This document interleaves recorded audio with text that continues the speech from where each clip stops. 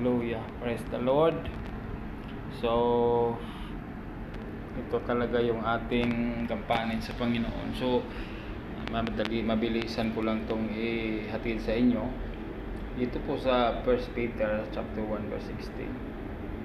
Ito po yung requirements bilang alagad ng Panginoon. Hindi lamang taga-sunod o kasama na taga-sunod na ang nais ng Panginoon, dahil sabi nga niya na siya ang tumawag sa atin ay banal. So dapat tayo ay maging banal. So yan ang mahalaga na matutunan, na ano ba yung pagiging banal. Ito ba yung uri ng ating kasuotan? Actually yan ay panglabas na anyo. So, paano ba mamuhay ng may kabanalan sa Panginoon? So, pag sinabi mong kabanalan, holy, so maraming saklaw yan. Hindi lamang yan sa yung postura or paraan ng pagsalita, mainahon, no? Payapa. Hindi lamang yan.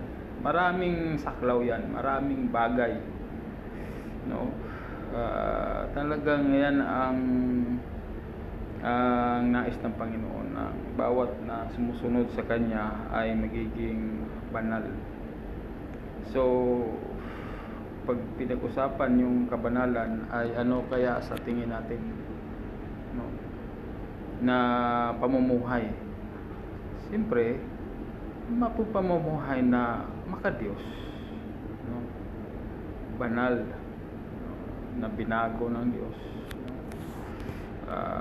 sa lahat ng bagay, sa lahat ng aspeto ng buhay, sa lahat ng pagkakataon, no? Although maraming mga times, mga difficulties, mga trials, struggling in our lives, but I need to obey and follow Almighty God who called us. Kasi tinawag niya tayo at siya ay banal na tumawag sa atin.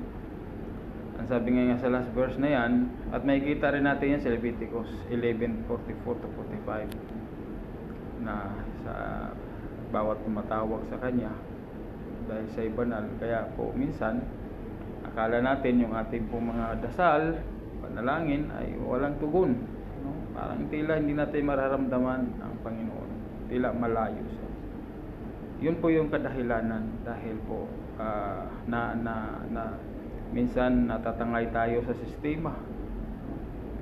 Kaya isa pa yan na bagay na matiwasan ay wag po tayo makikiayon sa takbo ng mundo. Mag-iba na tayo, in fact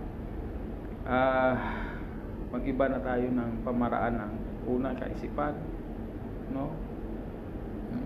So yun talaga. Kaya ang Word of God ang tangi lamang na makapagpanatag sa atin. Magiging makikita yung ating paano tayo namuhay, ano ang batayan natin sa ating pamumuhay. Yun ang salita niya.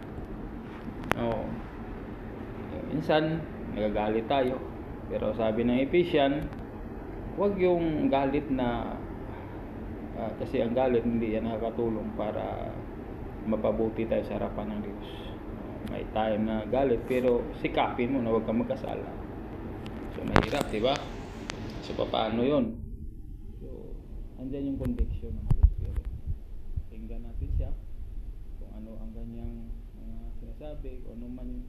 Kaya mainam yan kapag mayroong mga ganong sitwasyon, medyo magiging mahimik muna, manahimik, and then ask God para hindi tayo magkakamali sa ating mga, lalo na sa mga critical na sitwasyon, no?